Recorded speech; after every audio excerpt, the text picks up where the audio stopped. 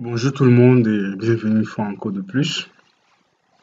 Aujourd'hui dans cette vidéo, je vais parler sur la notion de la haute disponibilité. Pourquoi la haute disponibilité? On aimerait que vous avez un serveur, on part du principe que vous avez un serveur au sein de votre entreprise. Windows, voilà, Windows, ça dépend de la version 12 ou bien 16, 19. Mais vous aimeriez garantir les services.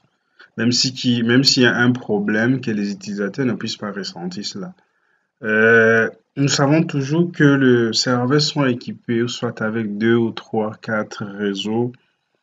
Voilà pourquoi je me suis dit, je vais vous montrer alors comment est-ce qu'on peut associer les cartes physiques pour que cela puisse faire une carte. Une carte, voilà, une carte qui sera virtuelle. Et là, vous allez voir que ça dépendra peut-être de la capacité de votre carte. Vous pouvez avoir pour 10 gigas, 1 giga, ainsi de suite. Maintenant, quand vous mettez la haute disponibilité, c'est-à-dire vous allez rassembler les cartes réseau, ce qui va faire que ça va jouer, ça vous sera avantageux, ou soit vous allez profiter au niveau de la bande passante. Vous allez aussi profiter aussi de la gestion d'équilibrage des charges.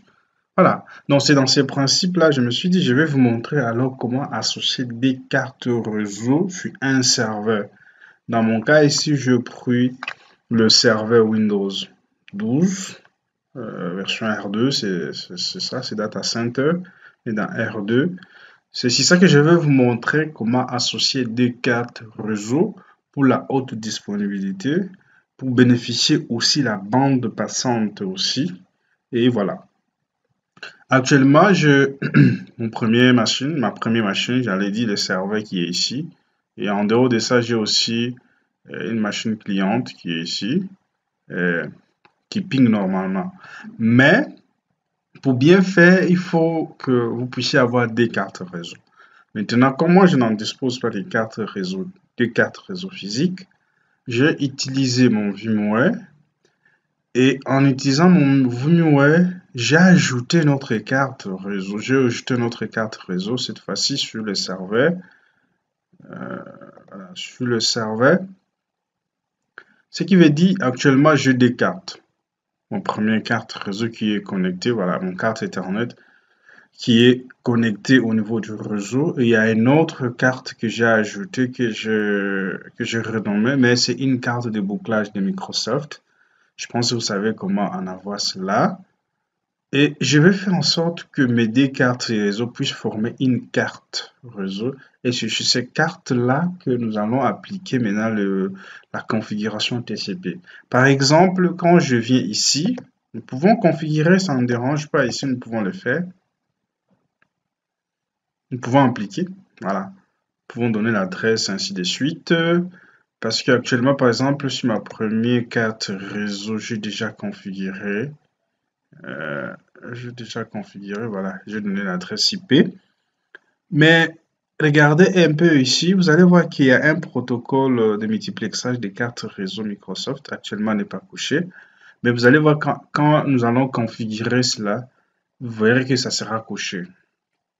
Donc ici, j'ai fait comment pour ajouter, comme je vous ai dit tout à l'heure, j'ai utilisé une carte de bouclage de Microsoft en procédant ainsi. Et puis après que j'ai fait cela, je clique OK et je tapé HDWW et puis IZ et puis je valide. Voilà. Je viens ici, extérieur. C'est juste pour vous montrer. Et puis moi, j'ai choisi ces cartes réseau. Et voilà, j'attends un peu que ça se charge. Et puis voilà, je prends Microsoft et puis je prends la carte débouclage. Voilà comment vous allez ajouter notre carte réseau pour vous montrer comment associer des cartes réseau pour bénéficier de la haute disponibilité sur votre serveur, quoi. Je vais lancer mon panneau de configuration, c'est-à-dire mon gestionnaire des serveurs. Et mon gestionnaire ou des serveurs actuellement, quand vous voyez, j'ai des cartes réseau. L'autre ici, on a attribué d'une manière d'une manière, je vais dire d'une manière statique. Mais quand vous regardez, en fait, d'autres choses là, je n'ai pas pu configurer. Ce qui m'intéresse, c'est justement d'abord vous montrer comment associer les cartes réseau. Quand vous venez ici, vous allez regarder association des cartes réseau. Actuellement, c'est désactivé. Je clique ici. Et j'aurai encore cette fenêtre ici qui va s'afficher devant moi. Ici, c'est concernant les serveurs. Si j'en avais plusieurs serveurs, je devrais avoir cela. Mais ici, c'est l'équipe. Ici, c'est l'équipe. Et ici, c'est carte et interface. Pour prétendre avoir une carte, c'est-à-dire pour prétendre avoir une carte, pour faire l'association des cartes, on pense toujours à créer, donc on crée une équipe. On crée une équipe et dans cette équipe, on va associer, c'est dans cette équipe qu'on aura maintenant plusieurs interfaces. Je prends par exemple ici, c'est carte et interface. Ici, c'est carte réseau. Ici, c'est interface d'équipe. Il n'y a rien actuellement. Et quand on voit bien ici, ma première carte ici, carte 1, carte réseau et Ethernet. On voit qu'il y a 1 giga, 1 giga. Je vais faire comment? Je vais sélectionner les deux. Et quand je sélectionne le 2, je fais un clic droit. Et je prends ajouter à une nouvelle équipe. Quand je clique ainsi. Et ici, je dois donner le nom. Je dois donner le nom de l'équipe. Je dis par exemple équipe 1. Et ici, il y a d'autres informations au niveau des propriétés supplémentaires. Quand on clique ici, on déroule ça. C'est ici où tout ça va se jouer. Par exemple, il y a les types de modes. Il y a différents modes d'équipe. Par exemple, actuellement, on a pris indépendant du commutateur, mais quand on déroule, on verra qu'il y a aussi d'autres modes, à savoir association statique et LACP. Si par exemple je prenais LACP, vous allez voir que ça ne va pas marcher parce que actuellement je ne suis pas connecté à un commutateur qui a cette fonctionnalité. D'où c'est pourquoi je préfère le laisser indépendant du commutateur. Mais quand on peut aussi prendre, aussi association statique, hein. Ça va toujours marcher, mais là c'est vous qui le faites. Bon, dans notre cas, nous, on prend indépendant du commutateur. Et mode d'équilibrage des charges. Ici, c'est dynamique. Mais quand on déroule, on verra qu'il y a hachage d'adresse, il y a port Hyper-V. Ici, c'est parce que je n'utilise pas Hyper-V. Sinon, je devrais vous montrer. Mais de préférence, on utilise dynamique parce que le dynamique prend le 2, englobe le 2 à charge d'adresse et pour Hyper-V. Voilà, donc on garde dynamique. Mais ici, au niveau des cartes en attente, c'est-à-dire ici, nous pouvons définir quelle carte sera en attente. Est-ce que toutes les deux cartes sont actives ou bien? Maintenant, ça dépend parce que par exemple, si je prends par exemple LACP, vous allez voir que je n'aurai pas l'accès, je n'aurai pas la possibilité de choisir. Je n'aurai pas la possibilité de choisir quelle carte qui sera active et l'autre sera en attente. Bon, comme je l'ai dit au départ, moi je veux choisir indépendant du commutateur, je prends cela. Mais ici, vous pouvez aussi ajouter, par exemple, si vous avez des VLAN, vous pouvez ajouter, spécifier le numéro du VLAN ici, vous ajoutez. Bon, ça, ce n'est pas l'objectif. Vous pouvez ajouter. Mais moi, je veux d'abord revenir ici parce que je ferai en sorte que ma carte ici, soit active et l'autre sera en mode éveil. Quand je clique maintenant, je valide quoi. J'attends un peu, ça dépend aussi de la vitesse de votre machine, ça dépend. On attend un peu. Et voilà. Mais on a vu qu'il y a l'équipe 1 qui est créée ici. Ici, qui est créée ici. Mais ici, nous voyons qu'on nous dit l'autre ici, échec en connexion. Mais quand on revient ici,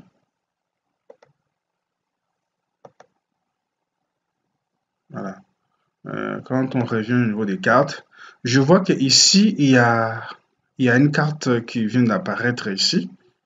Je pense que c'est OK, attendez.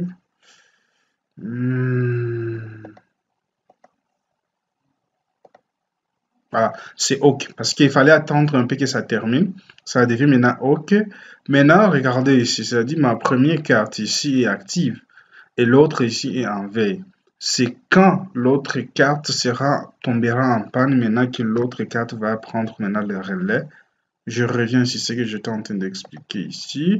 Maintenant, ici, on voit qu'il y a une équipe, l'apparition. Maintenant, c'est à partir d'ici qu'on peut appliquer maintenant des configurations TCP/IP parce que ici, je ne pense pas qu'il y ait la possibilité de pouvoir les faire. Voilà. Euh, je ne pense pas qu'il y ait la possibilité de les faire maintenant. On ne peut pas les faire. Et quand vous regardez ici, comme je l'ai dit au départ, avant que je n'associe les deux cartes, le protocole ici n'était pas coché. Maintenant, comme je viens de l'associer, voilà, maintenant, c'est coché. Donc ici, on ne peut plus encore appliquer, on ne peut plus appliquer les configurations. Et voilà. Maintenant, ce que nous devons faire, nous devons revenir maintenant sur notre carte ici, pour notre équipe qu'on a associée. Et c'est sur cette équipe, pardon, qu'on va maintenant configurer maintenant.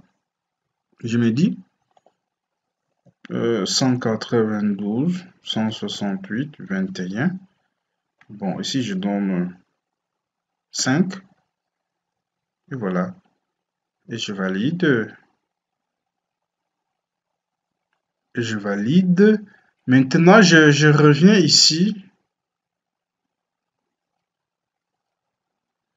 Je reviens ici. Je pars maintenant sur mon client. Je pars sur mon client. Windows 10. J'ai fait un ping 192.168.21.5. Actuellement, ça marche.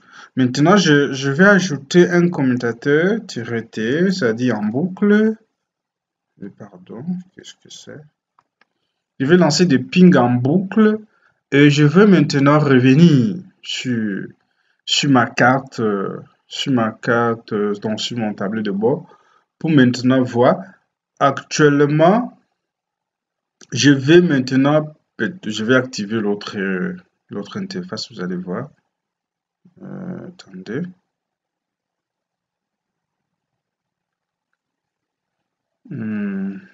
Je dois rentrer ici. Voilà, je rentre ici et actuellement c'est l'autre carte qui est active. Maintenant je vais les désactiver. Je vais les désactiver et vous allez voir comment ça va marcher ici. Voilà, ça passe. On nous signale que est introuvable et en attendant, attendez, on va réactualiser quand même.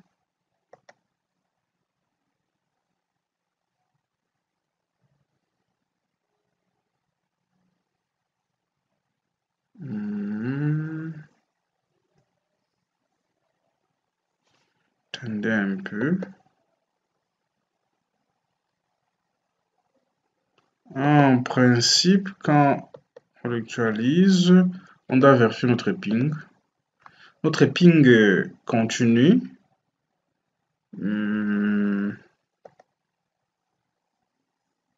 Attendez.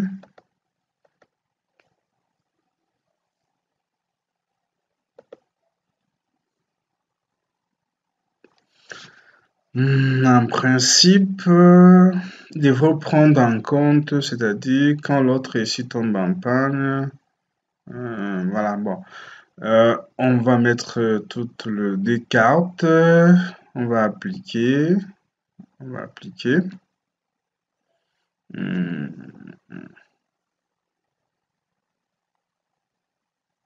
va appliquer et puis voilà. On doit réactualiser.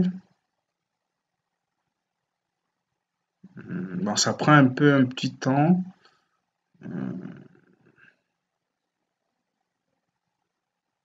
Ça va remonter d'un moment à l'autre, ça va remonter. Maintenant, je reviens. Si vous pouvez voir ici, par exemple, le statut, vous allez voir ici actuellement c'est 1 giga sur une interface qui est en exécution. Mais attendez un peu, pourquoi ça fait ainsi? En principe, ça doit marcher.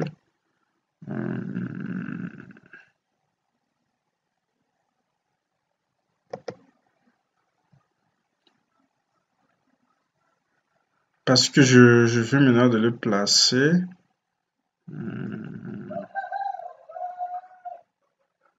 Voilà. En principe, il devait déjà monter, l'interface déjà devait montrer pour...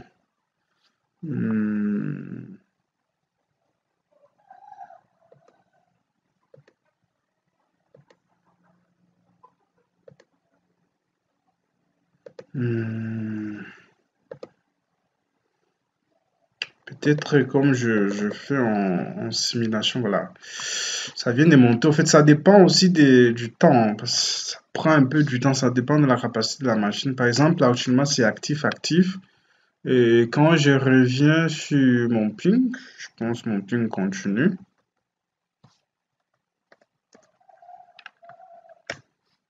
Je vais relancer mon ping. Voilà. Actuellement, quand on rentre ici, vous savez, parfois en simulation, ça dérange un peu. Voilà, ça s'active, ça dérange. Mais quand on vient au niveau des statuts, comme on a pris tous les deux, ça doit faire quand même 1 giga, quelque chose comme ça, hein. Comprenez-moi, avant que l'autre remonte, ça dérange. Parce qu'ici, je changeais. Quand je prends ici, je pris notre option. Ici, je pris toutes les deux cartes. Bon, ça doit être active. On n'a pas choisi une carte qui est active ou qui n'est pas active. Voilà, vous pouvez essayer un peu de tester comme je viens de vous montrer. Moi, sauf que j'ai un problème, je sais pas, ça prend, ça, comme je fais en virtualisation, peut-être c'est dit à tout ça. Mais c'est une façon aussi d'avoir la haute disponibilité au sein de vos serveurs. Si vous avez des cartes, vous pouvez les associer et ça fait en sorte que même s'il y a un problème, même l'autre carte tombe en panne, le reste de clients ne puisse même pas ressentir sur ça. Bon, merci pour ceux qui vont regarder cette vidéo. Bye bye.